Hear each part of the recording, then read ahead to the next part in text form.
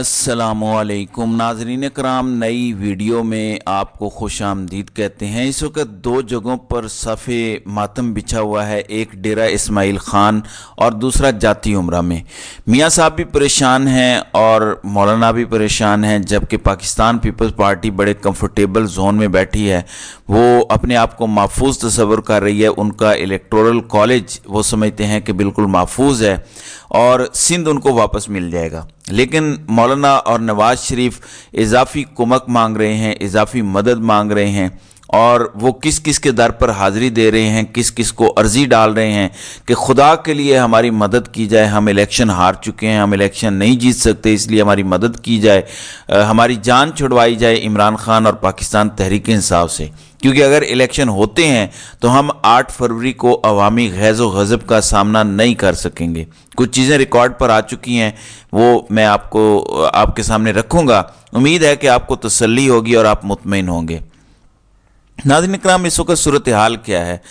عدالتوں میں ایک طرف شریف فیملی کو مکمل طور پر ریلیف ملتا جا رہا ہے، جبکہ دوسری جانب عمران خان پاکستان تحریک انصاف اور دیگر رہنماؤں کے خلاف دائرہ تنگ ہوتا جا رہا ہے۔ موڈ اس وقت تبدیل ہوا ہے۔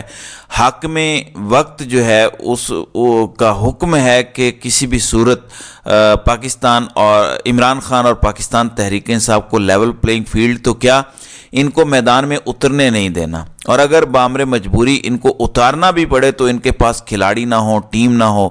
بظاہر ایسا لگے کہ ہم لیول پلینگ فیلڈ دے تو رہے ہیں، لیکن حقیقت میں ایسا نہیں ہونا چاہیے۔ اب ایک جانب عدالت نے آشیانہ اقبال ریفرنس میں شہباز شریف اور نون لیگ کے دیگر 10 شریک ملزمان کو باعزت بری کیا، جبکہ دوسری جانب عمران خان ہے۔ عمران خان کو وہی نیب پھنسانے کی کوشش کر رہی ہے۔ چیئرمین نیب آفتاب سلطان ٹھڈا مار کے گئے تھے، ان کو وزیر اعظم ہاؤس میں بلوایا گیا تھا، شہباز شریف نے بلایا تھا، رانا صاحب نے بھی ان کو دھمکیاں دی تھی پریس کانفرنس میں کہ چیئرمین نیب آپ اپنا کام کریں اور فل ڈوز دیں، لیکن آفتاب سلطان اور نیب کے پروسیکیوٹر جنرل اصغر نے بھی استعفیٰ دیا، ڈپٹی چیئرمین نیب نے بھی استعفیٰ دے دیا، لیکن وہ یہ بتا کے گئے کہ ہمیں مجبور کیا جا رہا ہے کہ ایک کنال والے کو تو سزا دیں اور 10-10 ارب روپے چوری کرنے والوں کو معاف کر دیں۔ اب آج کل نذیر احمد بٹ ہیں، سابق ریٹائرڈ جرنیل ہیں،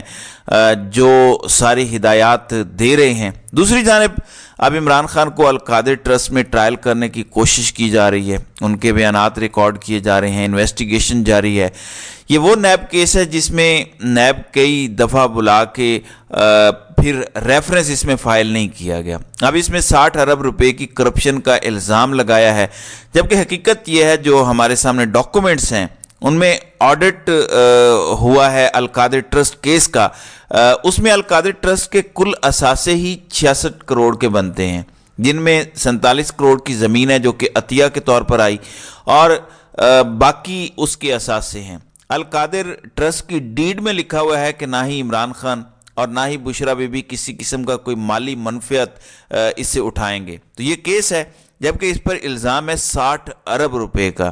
یہ واحد کیس ہے جس میں بار بار ہم بتاتے ہیں کہ 190 ملین پاؤنڈ قومی خزانے میں آیا پاکستان سے باہر، اور بغیر خرچے کے 190 ملین پاؤنڈ پاکستان کے قومی خزانے میں جمع ہوا، جو کہ سپریم کورٹ کے ایک اکاؤنٹ میں موجود ہے۔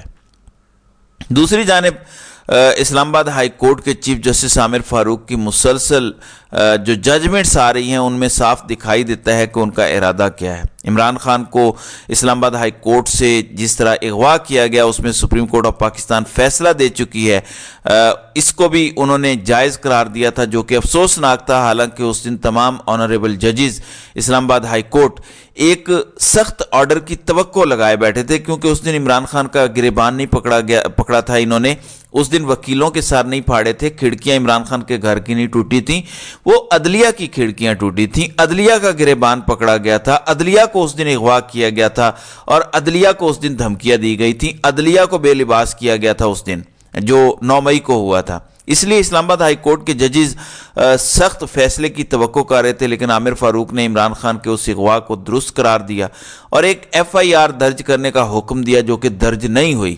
پھر وہ فوٹیج بھی اسلام آباد ہائی کورٹ سے چوری ہو گئی، غائب ہو گئی، جس میں وہ سارے کے سارے ایویڈنس تھے، اور اس پہ चीफ जस्टिस आमिर फारूक ने अभी तक कोई एक्शन नहीं लिया। अब साइफर केस में शाह महमूद कुरैशी की दरख्वास्त ज़मानत थी, उस दरख्वास्त ज़मानत में चीफ जस्टिस आमिर फारूक ने वो कुछ लिखा जो कि नहीं लिखना चाहिए था और ना ही लिखा जा सकता था, क्योंकि ख़ास ज़मानत होती है वो या खारिज होती है या एक्सेप्ट हो जाती है, उसमें फाइंडिंग्स नहीं दी जाती, उसमें मेरिट को डिस्कस नहीं किया जाता।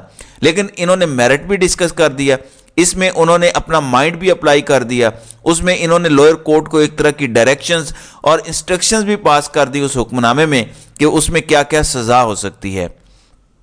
इन्होंने कहा कि इमरान खान पर दफात जो लगाई गई हैं उनमें उम्र कैद या सजाए मौत है। शाह महमूद कुरैशी को भी इसी तनाजुर में देखना चाहिए, इसलिए उन्होंने कहा कि ज़मानत नहीं बनती। उम्र कैद और सजाए मौत के मुल्ज़िमान को अदालतें ज़मानत देने में बहुत एहतियात से काम लेती हैं, लिहाजा ज़मानत मुस्तरद की जाती है। उसके बाद आप अंदाज़ा लगा सकते हैं कि क्या होगा, क्या हुआ होगा और कैसे होगा। लेकिन इसका एक फ़ायदा इमरान खान और शाह महमूद कुरैशी को बहुत ज़्यादा होगा, क्योंकि इस वक्त जस्टिस आमिर फारूक सारे के सारे केसेस इमरान खान और पाकिस्तान तहरीक इंसाफ के लोगों के सुन रहे हैं। मोस्टली वो ये केसेस अपने पास रखते हैं। जाहिर है जब इनके पास मेन अपीलें आएंगी, फ़र्ज़ किया सज़ा सुना दी जाती है, तो जस्टिस आमिर फारूक वो मेन अपीलें नहीं सुन सकेंगे। वहाँ जाके इमरान खान और दीगर रहनुमाओं को मुकम्मल तौर पर फ़ायदा होगा। अब एक और मैंने आपको कहा था कि एविडेंस आपको बता दूँ, हो ये रहा है कि कल बरतानवी कमिश्नर से मुलाकात हुई, आज अमरीकी सफ़ीर से नवाज शरीफ की मुलाकात हुई, उसमें दो तरफ़ा उमूर डिस्कस किए गए। सफ़ीरों से मुलाकात में कोई मुज़ायका नहीं है, लेकिन इन मुलाकातों में होता क्या है, असल मामला है कंटेंट क्या था। अब मुस्लिम लीग नून ने एक प्रेस रिलीज जारी किया इस मुलाकात के बाद। उन्होंने कहा कि मुलाकात के दौरान दोनों रहनुमाओं ने पाकिस्तान की सियासी और मुआशी सूरत हाल, ख़ास तौर पर आम इंतखाबात की तैयारियों के हवाले से तबादला ख्याल किया। अब अमरीकी सफ़ीर के साथ नवाज शरीफ इंतखाबात की तैयारियां डिस्कस कर रहे हैं। उन्होंने इत्मीद का इजहार किया कि आज मुल्क को लातादाद दरपेश मसाइल और बहरानों से निकलने में पाकिस्तान के अवाम एक बार फिर पाकिस्तान मुस्लिम लीग नवाज को कायदाना किरदार देकर अपना भरपूर एतमाद करेंगे। यानी अमरीकी सफ़ीर नून लीग के बकौल ये कह रहा है, इससे बड़ा लतीफ़ा क्या हो सकता है। ये मुस्लिम लीग नवाज कह रही है, ये हम नहीं कह रहे। वैसे मेरे ख्याल में सोचना चाहिए अमरीकी सफ़ीर को भी और अमरीकी सफारत खाने को भी कि ये हुआ क्या है।